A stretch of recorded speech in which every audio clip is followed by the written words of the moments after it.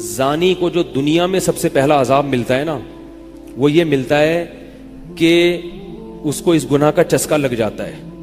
وہ زنا کرتا ہے یہ سوچ کے کہ صرف ایک دفعہ کروں گا، لیکن یہ ہمیشہ سوچ سوچ کے کرتا رہتا ہے، اور اسی حال میں اس کی موت آ جاتی ہے. زانیوں میں مرتا ہے وہ. یہ بہت بڑی بھول ہے کہ میں ایک دفعہ گناہ کر لوں پھر توبہ کر لوں گا. اور یہ شیطان اس لیے کرواتا ہے، یار دیکھیں تو صحیح اس گناہ میں لذت کیسی ہے، ذائقہ کیسا ہے. ایسی اللہ کی طرف سے اس پر پھٹکار برستی ہے نا زانی پر، وہ تڑپتا ہے کہ مجھ سے چھوٹ جائے. کسی کو اللہ توفیق دے دیتے ہیں، لیکن عام طور پر کیا ہوتا ہے، گیا بس.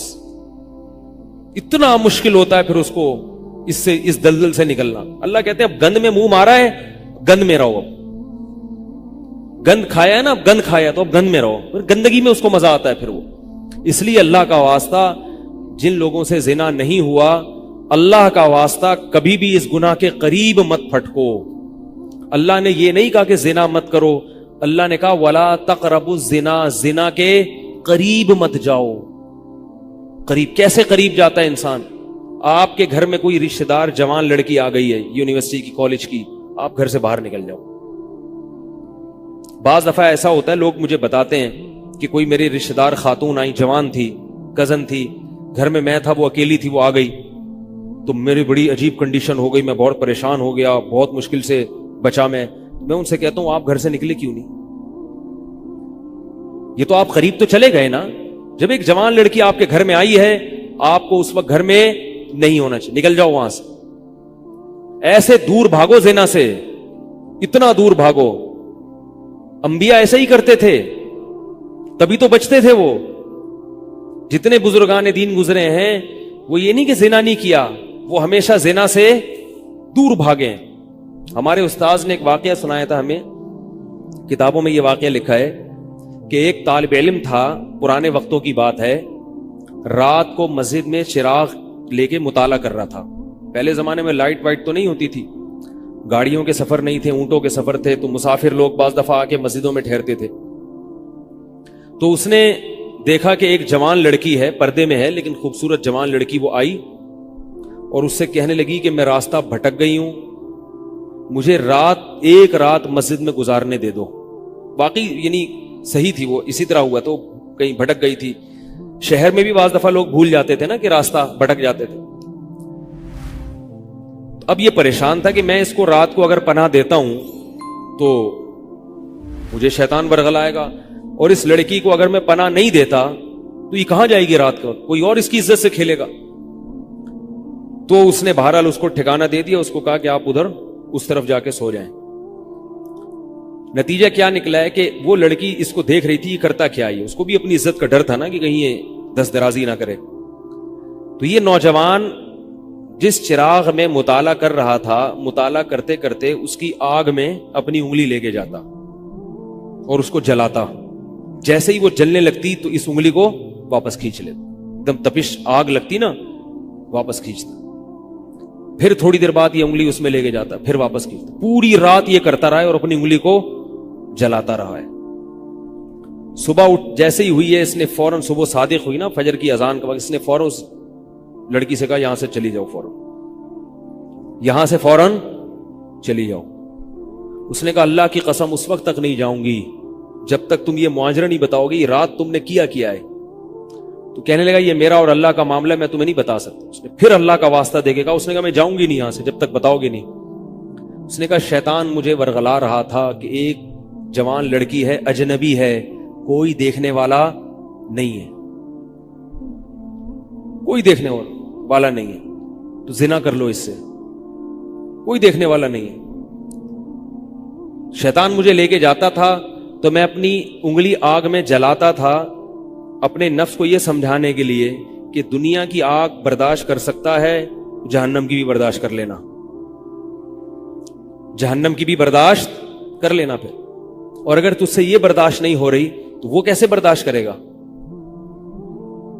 کہہ رہے جب میں آگ میں جلنے لگتا تھا نا تو میری چیخ نکلتی تھی کہ یار یہ نہیں ہو رہی تو وہ کیسے برداشت ہوگی. حدیث میں آتا ہے جہنم کی آگ دنیا کی آگ سے 70 گنا زیادہ گرم ہے، 70 گنا زیادہ گرم. جب نبی صلی اللہ علیہ وسلم نے صحابہ کو یہ بات بتائی तिरमिजी की हदीस है कि सहाबा के सीने से रोने की ऐसे आवाजें आने लगी जैसे हांडी खोलती है, ऐसा रोए सहाबा। हालांकि सहाबा गुनाहों से बचते थे, इतना रोए हैं कि सीने के जैसे हांडी खोल रही होती है, ऐसे उनके सीने से रोने की आवाजें आई। और अर्ज किया वल्लाहि इन्नहा लकाफियतुन या रसूल अल्लाह, या रसूल अल्लाह ये दुनिया की आग बहुत थी अजाब देने के लिए, अल्लाह ने इसको भी 70 गुना ज्यादा गर्म किया है। तो उसने कहा कि मेरे दिल में गुनाह का ख्याल आता था, मैं क्या करता था, अपने आप को जलाता था जब चीख निकलने लगती। तो इस तरह पूरी रात मैंने अपने नफ्स को रोका है गुनाह से। तो तकवे की बरकत होती हैं। उस लड़की ने कहा, अब घर में जाके अपने वालिद से कहा कि मैं अगर निकाह करूंगी तो सिर्फ किससे करूंगी, इस नौजवान से, या अफीफ और पाक दामन है। तो किताबों में लिखा है कि उसके बाप ने उसका निकाह देखो हराम से बचाया, अल्लाह ने हलाल तरीका रख दिया। तो जो भी जिना से बचता है ना, याद रखो, जैसे जिना करने का अजाब बहुत सख्त है, ऐसे ही किसी को जिना का मौका मिले और वो बच निकले, उसका सवाब भी बहुत ज्यादा है। तारीख में जिन हस्तियों को भी जिना का मौका मिला और उन्हें मौका मिलने के बावजूद जिना नहीं किया, उनको अल्लाह ने दुनिया में भी बहुत नवाजा है। मैं अक्सर एक वाकया सुनाता हूं। हमारे एक दोस्त हैं अमेरिका में, बल्कि अमेरिका से भी एक दूर इलाका है, उसका जगह का नाम मैं भूल गया। उन्होंने मेरा ये बयान सुन के मुझसे मिलने के लिए आए थे, वो मुझे पहचान गए ये बयान सुन के। मुमकिन है अभी मेरा ये बयान सुने वो। ये मेरे वालिद साहब का वाकया है। मेरे वालिद साहब जब अमेरिका गए, कंवारे थे उस वक्त, मेरे वालिद साहब बहुत हैंडसम थे, खूबसूरत थे, और इतना चौड़ा तो उनका सीना था और ऐसी चौड़ी चौड़ी कलाइयां थी, बहुत माशाल्लाह अल्लाह ने उनको मर्दाना वजाहत दी थी, और आवाज ऐसी थी जैसे बबर शेर होता है, बहुत ही खूबसूरत आवाज, बड़ी जबरदस्त पर्सनैलिटी थी। आप जाएं अभी हमारे महल्ले में जाके लोगों से पूछें क्या खूबसूरत पर्सनैलिटी थी वालिद साहब की हमारे। जब इंतकाल हुआ है ना मेरे वालिद साहब का, तो पूरा महल्ला रो रहा था, पूरा महल्ला। मस्जिद के इमाम साहब जब भी जनाजे का ऐलान करते थे ना तो रोते नहीं थे, हजारों मैयतों का ऐलान किए थे। मेरे वालिद साहब का जब मस्जिद के इमाम साहब ऐलान कर रहे थे, 3 दफा ऐलान किया, तीनों दफा रोए हैं, इतनी लोगों को उनसे मोहब्बत थी। तो ये कैसे हो गई, ये कैसे हो गई? क्यों अल्लाह ने उनकी मोहब्बत लोगों के दिलों में रख दी, और क्यों अल्लाह ने उनको इतना नवाजा? वालिद साहब नेवी में थे, अमेरिका जब फर्स्ट टाइम जहाज गया है, कंवारे थे उस वक्त। तो कंवारा लड़का पाकिस्तानी या इंडियन हो, पहली दफा अमेरिका जाए, वो भी कंवारा, कोई रोकने टोकने वाला ना हो और गुनाह की दावत मिले, बचना कितना मुश्किल है। तो वालिद साहब, ये मैंने वालिद साहब से बराह रास्त नहीं सुना, मैं ऐसी बातें वालिद साहब नहीं करते थे, किसी जरिए से सुना मैंने कि तुम्हारे वालिद साहब ने ये वाकया हमें सुनाया, किसी ने मुझे बताया। कहते हैं कि जब वो गए तो एक खूबसूरत अंग्रेज लड़की आई और उनको गुनाह की दावत दी। अब एकदम पहली दफा किसी पाकिस्तानी ने ये चीज मंजर देखा हो, ठीक है ना, अमेरिका का एक मंजर होता है ना, अब तो लोग मूवीज में इतना देख चुके होते हैं ना, उस वक्त तो ड्रामे फिल्में भी नहीं होती थी, मूवीज भी नहीं होती थी, तो पहली दफा ही देखा था ये ऐसा मंजर। तो वो घसीट के ले गई अपने घर। जब ये कहें घर पे गया हूं ना तो मुझ पे अल्लाह का खौफ आ गया, मैंने कहा ये क्या कर रहा हूं मैं। वहां जाके वापस भागे हैं। उधर पहुंचने के बाद वो औरत गुस्सा हो रही थी कि अगर तुमने ये काम करना नहीं था तो मेरे साथ आए क्यों मेरा खर्चा कराया तुमने, क्यों खर्चा कराया मेरा। तो आदमी और शर्मिंदा हो जाता है ना कि यार। तो वालिद साहब कहते हैं कि मेरे दिल में ख्याल आया कि मैंने जिंदगी में कभी ये गुनाह नहीं किया और मैं यहां पहली दफा आया हूं, अगर मैं इस गुनाह में पड़ गया अल्लाह की नजर मुझसे हट जाएगी। वापस भागे।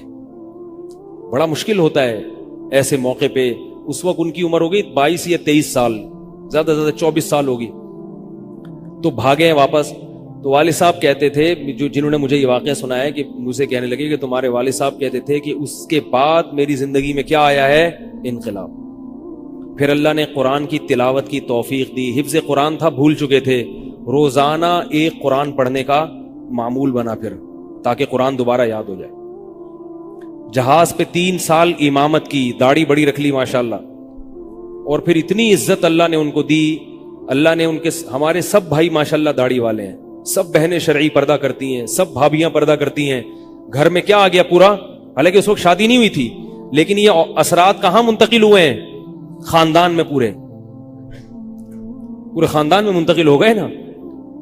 انتقال ہوا تو جنازہ میں نے پڑھایا والد صاحب کا. اگر اللہ نہ کرے اس برائی میں پڑ جاتے, ہمیں پتا چلتا کہ ہمارا باپ ایسا ہے, تو ہم ایسے ہوتے. ویسے تو ابھی بھی کوئی اتنے نیک نہیں ہے, لیکن گیٹ اپ تو ہے نا. گیٹ اپ تو اللہ نے مولویوں والا دے دیا نا, تھوڑے تھوڑے تو دیکھنے کی حد تک تو نیک بنا دیا نا. ایسے نہیں ہوتے ہم. تو یہ جو برکات ہیں یہ نسلوں میں منتقل ہوتی ہیں. نسلوں میں اتنی عزت دی اللہ نے, اتنی عزت دی تھی کہ انتقال کے وقت محلہ رو رہا تھا, پورا محلہ رو رہا تھا انتقال. اور بہت سے لوگوں نے والد صاحب کی قبر کے پاس نہ جگہ گھیر لی تھی کہ ہم یہاں دفن ہوں گے. حالانکہ مسجد کے امام نہیں تھے, کچھ بھی نہیں, کوئی ایسی شخصیت نہیں تھے کہ وہ کوئی مقتدی اور رہبر سمجھے جاتے ہو. تہجد کا معمول تھا, تلاوت کا معمول تھا. اور میں نے خود بھی کئی دفعہ نوٹ کیا, ایسا لگتا تھا ان کے منہ سے خوشبو آتی ہے, ایسا محسوس ہوتا تھا. ایسا اللہ نے, کیونکہ تلاوت بہت زیادہ کرتے تھے. جب انتقال ہوا ہے نا جس دن, اس دن بھی آدھا گھنٹہ تلاوت کر کے اٹھے. گھر میں ان کا معمول تھا, گھر میں آنے کے بعد آفس سے جب گھر میں آتے تھے نا, سب سے پہلے نہا کے, عجیب ان کے معمول تھے, نہاتے لازمی تھے روزانہ. اور چونکہ فوجی تھے نا, تو فوجیوں کی جو ایک روٹین ہوتی ہے نا, وہ تبدیل نہیں ہوتی. اب جب فوج میں تھے تو گرم پانی سے نہانے کی عادت تھی, تو جون میں بھی گرم سے ہی نہاتے تھے. ہم کہتے, اب والد صاحب سے کہتے گرمی ہو رہی ہے, لیکن وہ ایک روٹین ہوتی ہے نا فوجیوں کی. بس وہ آنا ہے, دھوتی پہنی, غسل خانے میں چلے گئے, پانی گرم پہلے کیا, اپنا کام سارا خود کرنا, کسی سے کام ہی نہیں لیتے تھے. اور وہ 2 منٹ کے اندر ایسے پھرتی سے نہاتے تھے. ہم حیران, یہ کیسے نہاتے ہیں اتنی دیر میں؟ کہتے میں صابن سے باقاعدہ تسلی سے نہایا ہوں. اتنی جلدی پھرتی میں کام کرتے تھے. آتے ہی تلاوت کرنی, اور تلاوت اونچی آواز میں کرتے تھے. پورے گھر میں والد صاحب کے تلاوت کی آواز آتی تھی. مجھ سے غلطی یہ ہوئی کہ انتقال سے چند دن پہلے میں ان کی تلاوت سن رہا تھا, تو میرا دل چاہا میں اس کو ریکارڈ, اس وقت ریکارڈنگ کا اتنا زیادہ نہیں ہوتا تھا, میں نے کہا اس کو میں ریکارڈ کر لوں, لیکن وہ ریکارڈ میں نہیں کر سکا. میں نے کہا چلو بعد میں کر لوں گا, اور ان کا انتقال ہی ہو گیا. تو تلاوت اونچی آواز سے ٹوپی اتار کے تلاوت کرتے تھے. تو جس دن انتقال ہوا ہے, اور اللہ سے کہتے تھے کہ اللہ کسی کا محتاج نہ بنانا, ساری زندگی کسی سے خدمت نہیں لی, صرف جو ہے نا کمر دبواتے تھے بیٹوں سے اپنے. تو مجھ سے بھی دباتے تھے, میرا یہ انگوٹھا بڑا مضبوط ہو گیا ہے. وہ کمر پہ نا ان کے ایسے مالش کر کے, ایسے کمر پہ میں مالش کرتا تھا والد صاحب کی, یہ تیل لگا کے نا ادھر, تو میرے انگوٹھے میں بڑی طاقت پیدا ہو گئی تھی. تو مجھے کہتے تھے یار تم ہو باریک سے, میرے باقی بھائی ذرا, لیکن یار تمہارے ہاتھ میں بڑی طاقت ہے. تو میں کہتا تھا کہ یہ میرے ہاتھ میں طاقت نہیں ہے, یہ مالش کر کے نا یہ انگوٹھا بہت مضبوط ہو گیا ہے. تو کیا تھا, تلاوت کی انتقال سے پہلے, اور بار بار دعا کیا کرتے تھے کہ اللہ بستر پہ لیٹوں نہیں. زندگی میں ہم نے کبھی نہیں دیکھا والد صاحب بستر پہ لیٹے ہوں, یعنی بیمار ہو کے لیٹے ہوں. اپنا سارا کام پھرتیلے پن سے کوئی بالکل. تو وہی ہوا, موت کے وقت بھی ایسا ہی ہوا. آئے ہیں, تلاوت کی ہے, پھر اس کے بعد گئے عشاء کی نماز پڑھنے, صف میں بیٹھے ہوئے تھے کہ گر گئے. صف سے اٹھا کے ان کو ہاسپٹل لے کر گئے ہیں, نماز کی اقامت ہو رہی ہے, اور وہیں اٹیک ہوا, اور وہی ان کا قبر کا سفر تھا. کتنی اچھی موت دی اللہ تعالیٰ نے, کہ ایک دن کیا ہوا, بارش میں بھیگتے بھیگتے آئے ہیں گھر میں, اور فوراً نماز کے لیے گئے. تو والدہ نے کہا کہ بھائی ابھی بارش ہو رہی ہے. انہوں نے کہا اللہ بولے گا آفس سے یہاں تک پہنچ گئے, اور اب یہاں سے مسجد تک نہیں جا رہے. اللہ کو بھی منہ دکھانا ہے. ایسے نماز کے پابند. سعودی عرب میں جب عمان میں ان کی جاب تھی, کئی گھنٹے کا گرمیوں کا روزہ ہوتا تھا, لوگ چھوڑ دیتے تھے. والد صاحب کہتے تھے مر جاؤں گا, رمضان کا روزہ نہیں چھوڑوں گا, کچھ بھی ہو جائے رمضان کا روزہ کیسے چھوڑوں. تراویح کبھی نہیں چھوٹتی تھی, رمضان کا روزہ کبھی نہیں چھوٹتا تھا. میں یہ نہیں کہہ رہا کہ کوئی برائی تھی نہیں ان میں, ایسی کسی کی تعریف کرنا غلط ہے, مگر اللہ نے مجموعی لحاظ سے ان میں بڑی صفات رکھی تھیں. یہ صفات کیسے پیدا ہوئیں؟ اللہ نے ایک برائی سے بچنے کی توفیق دے دی. تو میں نے یہ تو اسی میں ان کی موت واقع ہوئی ہے. اور رات کو 12 بجے انتقال ہوا. ان کے سارے کام ایسے ہوتے تھے, موٹے موٹے کام, اور چپکے شو بازی کا بالکل بھی شوق نہیں تھا ان کو. حج, ہمارے محلے سے جب کوئی حج کرنے جاتا تھا نا, 6 مہینے پہلے اعلان ہوتا تھا فلاں صاحب حج پہ جا رہے ہیں. لوگ پہلے سے آ کے نا ان سے دم کروانا. اب تو لوگ بہت حج پہ جاتے ہیں, اس وقت یہ 25 سال پرانی بات کر رہا ہوں میں, اس وقت حاجی کی بڑی ویلیو ہوتی تھی. حج پہ جو جانے والا ہوتا تھا نا, لوگ اس سے پہلے سے ماشاءاللہ حج پہ جا رہے ہیں. ہمارے امام صاحب پوری رننگ کمنٹری شروع کرتے تھے اسپیکر پہ. اب وہ حج پہ جانے والے ہیں, اب ان کا نام آ گیا ہے. جنازے کی بھی رننگ کمنٹری ہوتی ہے ہمارے محلے میں, اللہ امام صاحب کی مغفرت فرمائے, انتقال ہو گیا ان کا بھی. اس کو لوگ کہتے تھے یہ رننگ کمنٹری شروع کر دیتے ہیں. جنازے کی چارپائی اٹھ چکی ہے, تمام حضرات سے گزارش ہے کہ جنازہ گاہ میں پہنچ جائیں. اب جنازہ گھر سے نکل چکا ہے, میت کو غسل دیا جا چکا ہے, عیدی سینٹر سے لاش گھر میں آ چکی ہے. پوری نا کمنٹری ہوتی تھی. تو وہ جنازے کی بھی کمنٹری, اور اگر کوئی بیمار ہوتا تھا محلے کا تو اس کی بھی کمنٹری. آغا خان میں داخل ہیں, ان کے پتے میں ڈاکٹر نے پتھری بتائی ہے. غفار بھائی کے تمام حضرات سے گزارش, دعا کی گزارش ہے کہ اللہ ان کو شفائے کامل عاجل عطا فرمائے. پورا محلہ دعا کر رہا تھا, اللہ غفار بھائی کے پتے کی پتھری نکال دے. ٹھیک ہے, وہ چونکہ سیاسی تھے, جمعیت کے تھے, تو وہ پوری نا سیاست سے لے کے چلتے تھے ہر چیز. تو والد صاحب اب جب حج پہ جاتا تھا کوئی, تو اس کی پھر وہ جب حاجی صاحب آتے تھے ان کا بڑا استقبال. ہمارے والد صاحب کو یہ چیزیں پسند نہیں تھی. والد صاحب حج کر کے گئے پتہ ہی نہیں چلا, اور واپس کسی کو بولٹن مارکیٹ میں ملے. اس نے کہا ہم نے تو سنا تھا آپ حج کرنے گئے ہوئے ہیں. والد صاحب نے کہا میں بھی ابھی آیا ہوں. میں نے کہا ذرا بولٹن مارکیٹ سے ذرا ٹچ کرتا ہوا گھر چلو.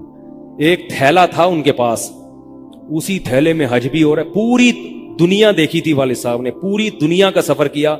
بتاتے تھے کہ چین اور آسٹریلیا یہ 2 ملک ایسے ہیں جہاں میں نہیں گیا, باقی دنیا کا کوئی ملک ایسا نہیں ہے جس میں میں گیا نہ ہوں. لیکن اتنی سادگی کہ آپ کہیں گے کہ شاید یہ کبھی انڈا موڑ بھی نہیں آئے ہوں گے. کوئی شوبازی نہیں تھی, ایسے چپکے سے گئے اور حج کر کے چپکے سے واپس. شہرت پسند نہیں تھی, بالکل پسند نہیں تھی شہرت. تو کوئی بھی کام ہے بس آرام سے چپکے سے کر لیا. ختم قرآن کے موقع پر ہمارے امام صاحب نا سب کو بلاتے تھے. ہاں بھائی, اب تو والد صاحب کو پسند نہیں ہوتا تھا کہ نام لیا جائے میرا, تو یہ چیز لوگ ان کی پسند کرتے تھے. تو ان کی موت بھی ایسے ہی ہوئی ہے چپکے سے. رات 12 بجے انتقال ہوا, میں مدرسے میں تھا, ہم لوگ پہنچے, ہم تو حیران ہو گئے یہ کیسے ہو گیا بھائی ایک دم. تو ان کو غسل دیا, اور فجر کی نماز کے بعد جنازہ تیار تھا. فجر میں نمازی کم ہوتے ہیں. اعلان ہوا فجر کے بعد. جب پبلک ہمارے گھر آنا شروع ہوئی ہے تو جنازہ پڑھ کے ہم ان کو دفنا چکے تھے. لوگ کہہ رہے تھے یار یہ اتنی بڑی شخصیت, اتنے محبوب دنیا سے چلے گئے اور ہمیں پتہ بھی نہیں. ہم نے کہا بھائی گئے ایسے وقت پر ہیں, وہ سونے کا وقت ہوتا ہے, اس وقت اعلان ہوا تھا, مگر ظاہر ہے آپ کو پتہ نہیں چلتا. تو ایسے ہی چپکے سے خاموشی سے چلے گئے. تو لوگ یہی کہہ رہے تھے یار یہ نہ انہوں نے دنیا میں کبھی خدمت لی ہے, ٹھیک ہے نا, جنازے میں بھی کسی کو پریشان نہیں کیا, ایسے 2 صفیں ہوئی تھی جنازے کی, بس چلے گئے. تو کیسا اللہ نے چلتے پھرتے نماز کی حالت میں ان کو اٹھایا ہے. تو یہ میں نے یہ واقعہ سنا ہے نا, تو ایک صاحب باربڈوس سے شاید ملنے کے لیے آئے مجھ سے. تو مجھ سے وہ بیان انہوں نے سنا, پہلے میرا بیان سنتے تھے, مجھے پہچانتے نہیں تھے, امریکہ کی کسی ریاست میں تھے یا باربڈوس میں واللہ عالم. تو مجھ سے ملنے کے لیے آئے, مجھے کہنے لگے یار آپ حافظ مسعود صاحب کے بیٹے ہیں. میں نے کہا ہاں. کہہ رہا یار میں آپ کا بیان کب سے سن رہا ہوں, آپ کو پہچانتا نہیں تھا. آپ نے ایک دن ممبر پہ واقعہ سنایا, تو یہ واقعہ تو آپ کے والد صاحب کا واقعہ ہے, اور یہ میرے والد صاحب آپ کے والد کا واقعہ مجھے سنا کے امریکہ بھیجا تھا انہوں نے کہ بیٹا حافظ مسعود صاحب کی طرح زندگی گزارنا, امریکہ جا رہے ہو, جیسے وہ بچے تھے تم بھی بچنا. تو کہہ رہے آپ کے تو والدہ کو بھی جانتا ہوں میں, آپ کے تو گھر ہم لوگ پڑھنے آتے تھے, ہماری دادی سے انہوں نے پڑھا ہے, یعنی ہمارے بہت کلوز تھے وہ لوگ. امریکہ چلے گئے, حوادث سے زمانہ ان کو امریکہ لے گئے, ٹھیک ہے نا. تو کہنے لگے کہ جب میں نے یہ آپ کے روزانہ بیان سنتا تھا, یہ واقعہ سنا, تو پھر میں حیران ہوا کہ یار آپ تو بہت, پھر میرے بھائی بھی ان کو جانتے ہیں. تو وہ انہوں نے بتایا کہ یہ واقعہ تو آپ کے والد صاحب کا جب مجھے پتا چلا نا, تو مجھے پھر پتا چلا آپ ان کے بیٹے ہیں. تو مجھ سے ملنے آئے اسپیشل یہاں پہ. تو یہ میں کیوں واقعہ سنا رہا ہوں کہ دیکھو بھائی, جیسے زنا کرنا بہت بڑا جرم ہے, ایسے ہی زنا سے بچنا اگر موقع ملے کسی کو تو بہت بڑی نیکی ہے. یوسف علیہ السلام کو اللہ نے کیسا نوازا کہ نہیں نوازا, بچے تھے وہ. تو بھائی کرنے والے بہت ہیں, بچنے والے تھوڑے ہیں. تو کرنے والوں میں اگر اپنا شمار کرو گے تو جہاں بہت سارے لوگ ہیں, مزے کی زندگی گزاری, تھوڑے دنوں کے لطف اور مزے ہیں, اس کے بعد دنیا کا سکون بھی گیا اور آخرت میں جہنم کی آگ. اور اگر بچنے والوں میں آ گئے تو ان تھوڑے لوگوں میں اللہ شامل کر لیں گے جو تھوڑے شکر گزار ہوتے ہیں. لیکن اس کا یہ مطلب نہیں ہے کہ ایسا ماحول کریٹ کرو کہ پھر آپ کو بچنے کا موقع ملے. دور بھاگو.